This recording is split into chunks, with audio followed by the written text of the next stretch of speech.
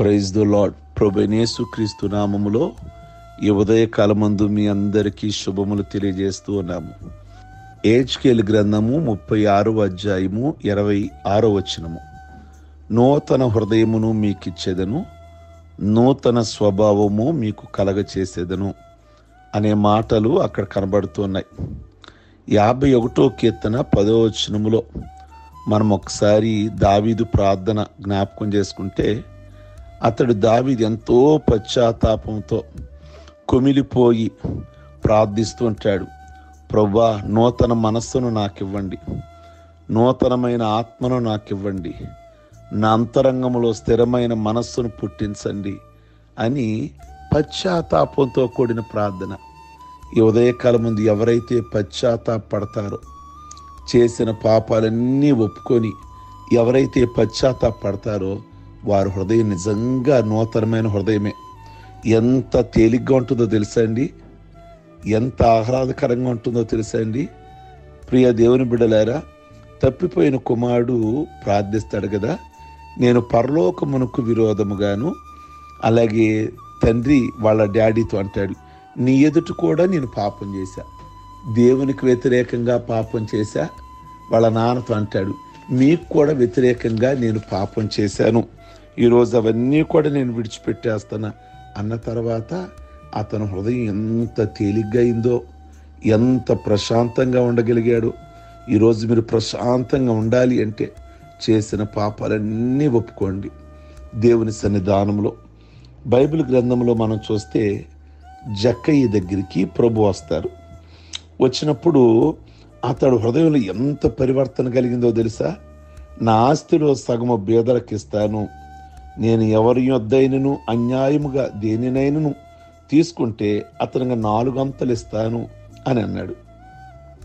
జక్కయ్యకు, అలాగే తప్పిపోయిన కుమారునికి, అలాగే దావీదుకి ప్రభు నూతన హృదయము, శుద్ధ హృదయం ఇచ్చారు. చూసారా, వీళ్ళు ఒప్పుకున్నారు గనక ఈరోజు మీరు అలసిపోయిన జీవితాలతో, నెమ్మది లేని జీవితాలతో మీరున్నట్లయితే దేవుని సన్నిధానములో మీ ప్రతి అవిధేయతలు, ప్రతి పాపమును, ప్రతి బరువును విడిచిపెట్టండి.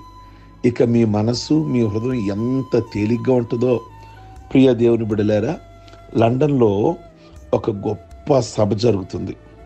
ఆ సభలో మంచి వర్తమానాలు ఇవ్వడానికి కైసర్ మిలాన్ అనే ఒక దైవ సేవకుడు ఆహ్వానించబడ్డాడు. అందులో ఒక యువతి చాలా చక్కగా అద్భుతకరంగా పాటలు పాడుతుంది. అందరూ కూడా ముగ్ధులైపోయారు. సభ అయిపోయింది. ఆ దైవ సేవకుడనే మిలాన్ ఆమె దగ్గరికి వస్తాడు.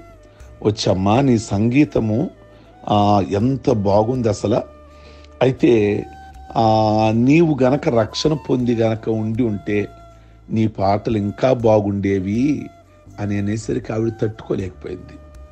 నువ్వు మారు మనసు పొందకుండా, నువ్వు రక్షణ పొందకుండా, నీ పాపాలు విడిచిపెట్టకుండా నువ్వు పాటలు పాడితే తాగుబోతెంతో, వ్యభిచార్యంతో, అలాగే ప్రభువుని అంగీకరించకుండా, పాపాలు ఒప్పుకోకుండా, రక్తంలో కడగబడకుండా ఉంటే వారితో సమానం అని అంటే, అంత సేవకుని కూడా చిన్న పెద్ద అని చూడకుండా ఈ గాయకురాలు తిట్టేస్తుంది. మీరేం మాట్లాడుతున్నారు, అందరూ చాలా సంతోషించారు నా పాటలను బట్టి, నేను పాపంలో ఉన్నానా అని అంటే, ఆ దైవ సేవకుడు మిలాన్ ఏమీ మాట్లాడలా.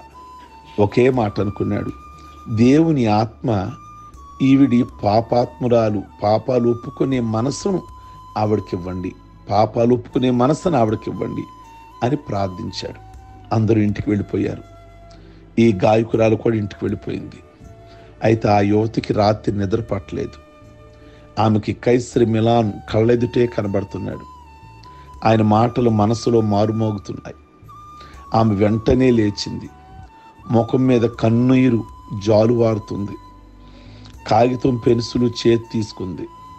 అద్భుతమైన కీర్తన రాసింది, పాట పాడింది, రాసింది ఆ రాత్రి. ఈమె ఎవరో కాదు, చార్లెట్ ఇలియట్, ప్రఖ్యాత గాయని. ఆంధ్ర క్రైస్తవ కీర్తన పుస్తకంలో 334వ పాట. ఈమె తన హృదయాన్ని శుద్ధి చేసుకుంది, కడుగుకున్నది. ప్రియ దేవుని బిడలారా, ఎంతో ఆనందంగా సంతోషంగా ఆ పాట పాడగలిగింది. కనుక ఈ ఉదయకాలమందు ఈ మాటలు వింటున్నటువంటి మీరు కూడా మీ జీవితంలో మీ పాపాన్ని, మీ అతిక్రమాలు ఒప్పుకోండి. హృదయం చాలా తేలిగ్గా ఉంటుంది. నూతన ఆనందం, నూతన ఆశీర్వాదం ఉంటుంది. ప్రభు మిమ్మల్ని దీవించునుగాక. ప్రభువా మీ కొందనాలు. ప్రతి ఒక్కరికి కూడా నూతనమైన హృదయాన్ని ప్రసాదించమని ప్రార్థిస్తున్నాము. నూతన మనస్సు, నూతన హృదయము వారి జీవితాలలో దయచేయండి. వారి హృదయాలు తేలిగ్గా చేయండి ప్రభువా. ఆందోళన నుండి, భయము నుండి, కలవరము నుండి వారిని విడిపించమని ప్రార్థిస్తున్నాం. ప్రతి ఒక్క హృదయం యేసు క్రీస్తు రక్తములో కడగబడి వారు ప్రార్థన చెయ్యాలి, పాటలు పాడాలి, పరిచర్య చెయ్యాలి, సువార్త చెప్పాలి, సాక్ష్యం చెప్పాలి. మీలో కడగబడిన జీవితాలు ప్రతి ఒక్కరికి దయచేయమని ప్రార్థిస్తున్నాం. ప్రతి కుటుంబంలో కూడా యేసు క్రీస్తు రక్తంలో కడగబడాలి. మా నాయకులు కూడా ప్రభువా రక్షణ పొందాలి. మా అధికారులు కూడా రక్షణ పొందాలి. యేసు క్రీస్తుని అంగీకరించాలి. మా యొక్క గ్రామము కానీ, మా పట్టణాలు కానీ, మా భారతదేశం కానీ మీ చేతులకు అప్పగిస్తున్నాం ప్రభువా. అయ్యా మీ కొందనాలు. మా భారతదేశం భారం మా మీద ఉన్నది. మా ప్రజలందరూ కూడా రక్షణ పొందాలని కోరుకుంటున్నాం. మీరే కృప చూపించి మా దేశాన్ని జ్ఞాపకం చేసుకోమని ప్రార్థిస్తున్నాం. ఈ ఉదయకాలమందు పెళ్లి రోజులు, పుట్టినరోజులు, బాప్టిజం పొందిన రోజులు వాళ్ళు చేస్తూ మిమ్మల్ని ఘనపరుచుకుంటున్నారు. మీరిచ్చిన ఆయుష్, మీరిచ్చిన ఆరోగ్యం మీకే స్తోత్రాలు చెల్లిస్తూ ఇంకా వారు మీకు ఉపయోగపడే బిడ్డలుగా ఉంచమని యేసయ్య నామములో అడుగుచున్నాం తండ్రి. ఆమేన్. గాడ్ బ్లెస్ యు మీ అందరికీ.